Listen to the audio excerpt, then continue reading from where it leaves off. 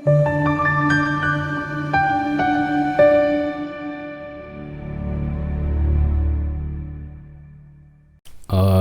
kakhulu, uNkulunkulu akakulonde kubusise. Igama uPastor Winiki channel iNyofliki. Inamba isesekusho ngo-9 ekseni ya 5 ntambama. Ngo-9 ekseni ya 5 ntambama. Ungawasebenzisa ama-SMS noma uWhatsApp, ngiyacela. Ungafoni ebusuku, ungafoni ekseni kakhulu. Kahle kahle i-channel abantu abalandela le channel futhi inamba ekhona awukwazi kuyisebenzisa le number uma ukuthi wena kade usicingela iphupho and you come across le channel and you're not a member, you're not a subscriber, you're not a person ubuka lama video, yabo? Le number ayisebenze kuphela uma ukuthi uyisubscriber ebukela nama video and noma uyimember. Please. Ngiyacela. Sibheka udaba oluka Mimi Mabaso 1868 at Mimi Mabaso 16 or 1868.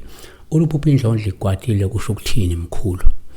Mimi uthi sawubona. Ngicela ukubuza nanti iphupho noma ngicela ukubuza ngephupho. Ngiphuphe indlondlo ikwatile. Ngabe lokho kusho ukuthini? At least bingelela noma cela. Angikwazi mina abantu bakuthathapha ukuthi befuna nje ungene bekhulume bengalokhozi. Nami guys nginabantu engiphila nabo. Ngiphila nezinyanga, ngiphila nabafundisi, ngiphila nabantu abadumile, abantu abangadumanga, abantu abakhona, abantu osomabhizinisi nabantu, but I respect them. Always when ngifuna something ngiyacela. Ngaze ukuthi akekho engacela even ingane ngiyayicela, inezingane mina. Ingane yami ngivele ngithi hamba lapha ngiyayicela even ingane yami. Yabo so ukucela kubalekile. So ukuphupha indlondlo ikwatile. Yini indlondlo? Indlondlo inyoka. Inyoka, indlondlo enophapha ekhanda. Kuze kunezibongo ezikhuluma indlondlo enophapha ekhanda. Indlondlo inyoka, abanye bathi it's a black mamba. It depends ukuthi uyibiza ngani, but indlondlo inyoka eyingozi. Kodwa ke indlondlo iyamaniswa kakhulu ngokwesintu namadlozi noma namathongo, kuya ngomuntu. So asenze kanje nakhe. Number 1, yini indlondlo? It's a snake in English. Yini snake in English? Inyoka in ngesizulu.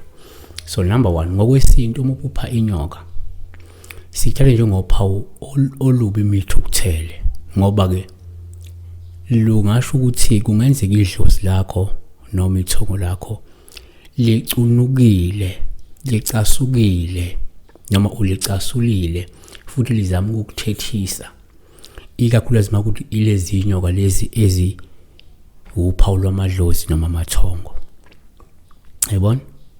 2, ngokujwayelekile uma uphupha inyoka kuwuphawu lobumithukuthele, lusho ukuthi kungenzeka kudingeka ukukhuleke ngamandla ngoba uzovukelwa isitha esinamandla amakhulu futhi esesatshwayo.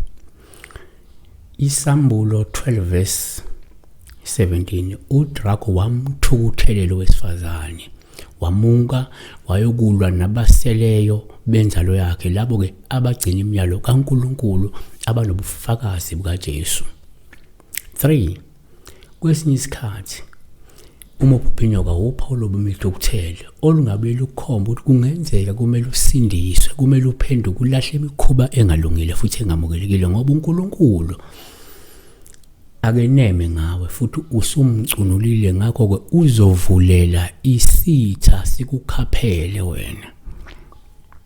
uNumeri 21 verse 6, uJehova wathuma izinyoka ezinesihlungu phakathi kwabantu, sabaluma abantu abaningi bakwa-Israyeli bafa.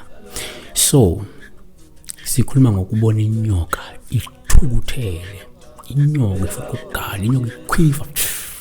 Yabona? Siyabonga. Be blessed.